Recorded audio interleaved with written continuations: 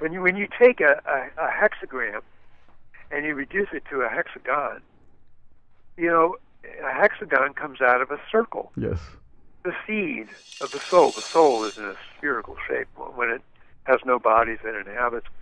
And do you know that 6 circles that have the same diameter will fit around one circle?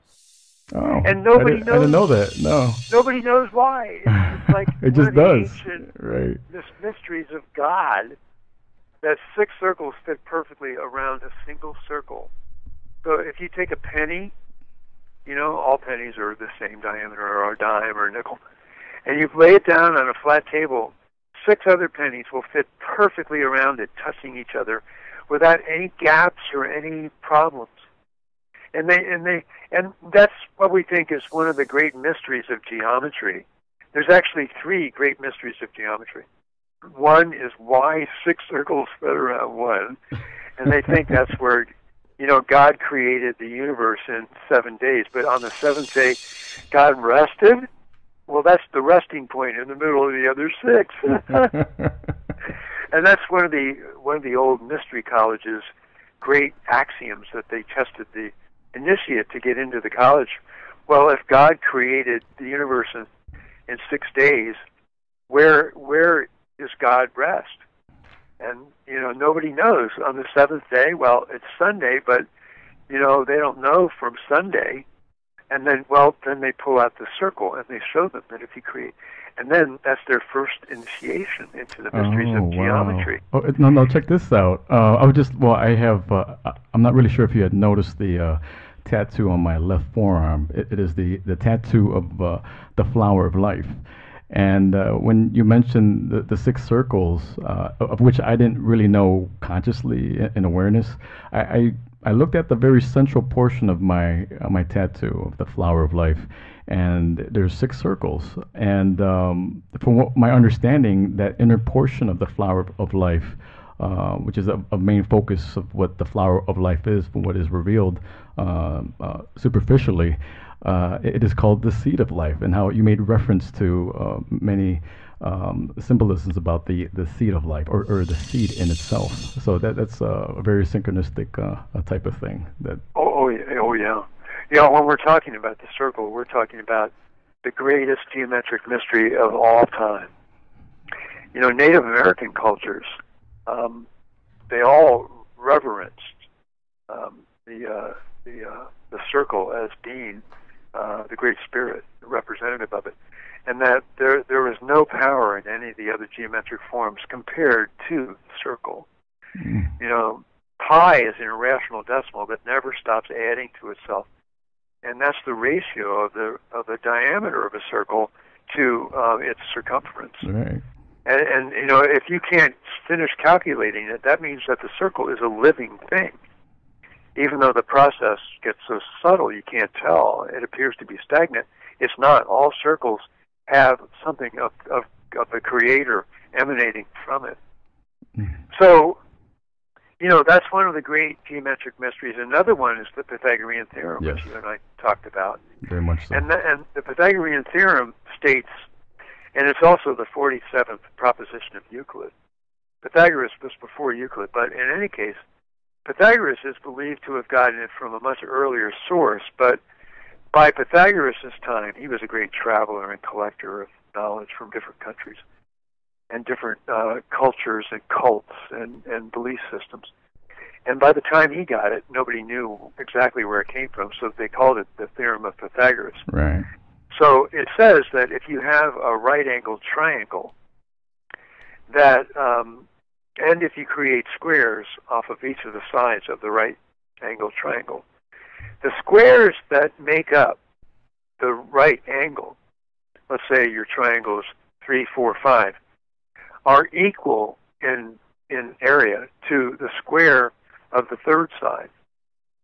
So when you see any right-angled triangle, you know that the 2 lines that compose the right angle, if you make squares out of them, and you can measure the area, those areas will be equal to the square of the third line, which Pythagoras called the hypotenuse. And nobody knows why. It's just like the 6 circles surrounding the first. It's just magical thing that no matter how you stretch out the right angle triangle, it's always the same. The sum of the squares of the right angle equal the square of the hypotenuse. Wow. And it's just incredible. It really is. It's magical, and you can relate all kinds of wisdom to it.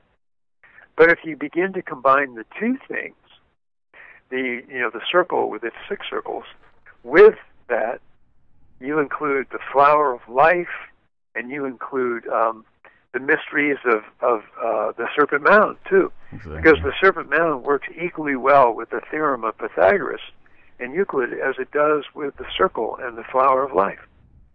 So the serpent seems to conjoin the knowledge and the wisdom of both these wonderful, mysterious geometric axioms.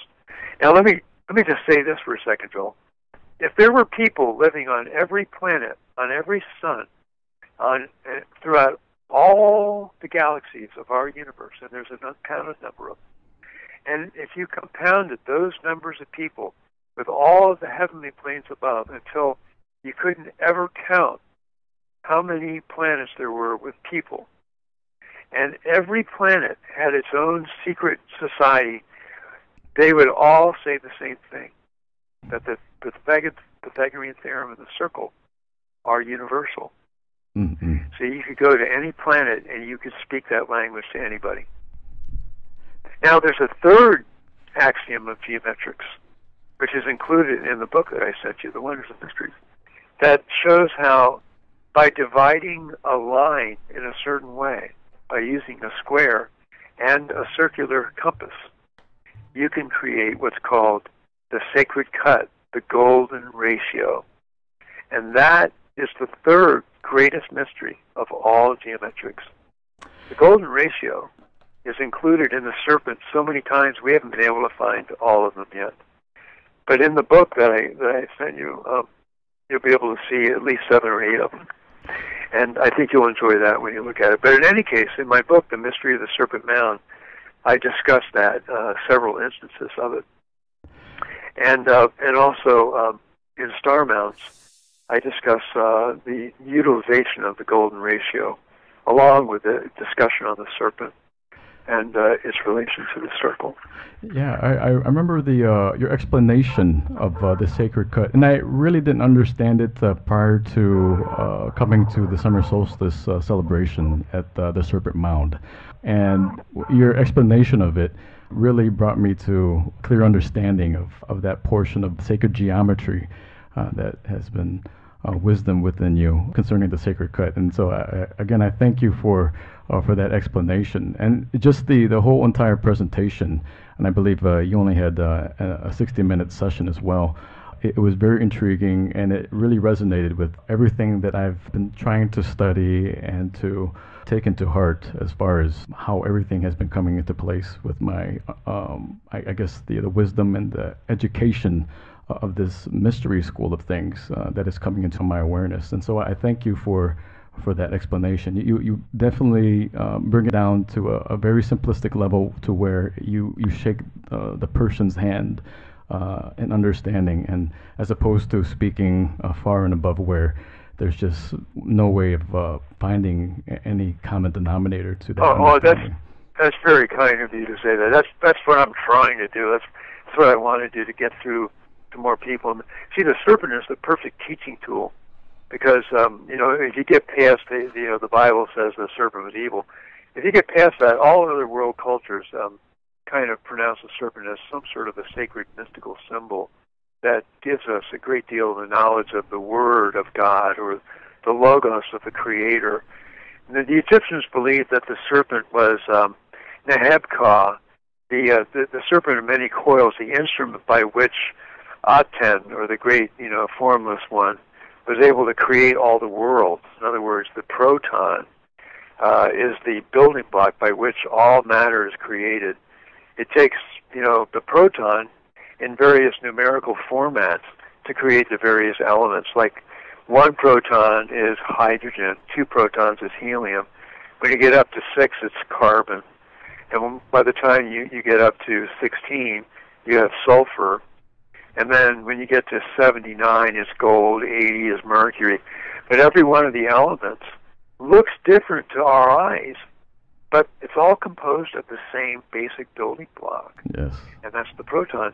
And that is also, and this is a bit of mystery for you, Joel, the proton is actually the same as the human soul. We're only as big as one proton, but the difference between our souls and the stuff that matter is made of is that we were initiated by God. And this happened a long time ago, and we became living protons or living conscious entities. And we're the elite, the elect of all the matter of creation. Now, matter of creation can be dissolved, but at some point, God chose us, little particles of the proton, and initiated the holy breath in us, and we became living protons. And we're able to think and respond and actually grow in our spiritual powers and grow in size. And even though many of the ancient souls that are alive throughout the universe appear to be as brilliant as 1,000 suns, at the very core of every soul, there's a tiny little pearl, and that little pearl is the proton. Oh, wow. And that's a great mystery. That is a great teaching that I'm going to be giving out to more and more people.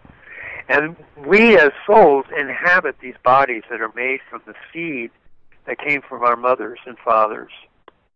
And so when we're given these bodies, we recognize the fact that we found very fertile grounds, and so we're able to activate the 7 churches or 7 chakras, the 7 temples on our spinal column, but mainly it's the one between the eyes, and that's where the sound current, the logos, is heard. Now, the lower animals, they can't do this. Even the dolphin doesn't have that ability yet, even though we attribute great intelligence to the cat family and the horses and the elephants and so forth. Absolutely. And the dolphins. They really require, and this is the teachings of the saints and the masters of all the higher aspects of the religions, that we require the human form before we can truly come to know ourselves, know that we are, potentially the gods or the saints of God again. And so the animals have to aspire to the human form, and they get it. But you go through this series of incarnations they call 88 locks. You can remember because there's the same number of keys on a piano, 88. And after you go through these 88 locks, which is something like 8,800,000 births in lower forms, mineral form, insect form, water life, fishes and reptiles, then you get up to many different types of birds, and then you get into the quadrupeds and animals and the lower gorillas and things like that. Finally, you get a birth to the human form, and then your soul, which started out as a proton, went through the mineral stages at first. It has grabbed enough knowledge from watching and learning, and then it's developed all this central nervous system through all these different incarnations of lower forms that it's allowed to have the privilege of the human form. So you see what you, Joel, and me, Ross, had to go through before we were allowed to have the human form. Yes. But once you get it, you've got it. Then you can get initiation and truly accelerate your growth and become like Jesus Christ or Buddha or any of the great ancient masters, Quetzalcoatl. Yes. All of them achieved that high enlightenment, knew how to rise above body consciousness, which is what my master taught, and learn how to rise above the body itself, which is the shape of the universe, and become as one with God. And God is so happy, the Great Spirit is so happy to see us come back to her or to come back to him, whichever you choose, that there's a great celebration is in the highest heavens when the soul who started out on this path as a mineral, as a proton, makes it back and becomes illuminated, and you're never made to become a proton again. You forever can live among all of the masters and all of the saints and the gods as one and truly a God.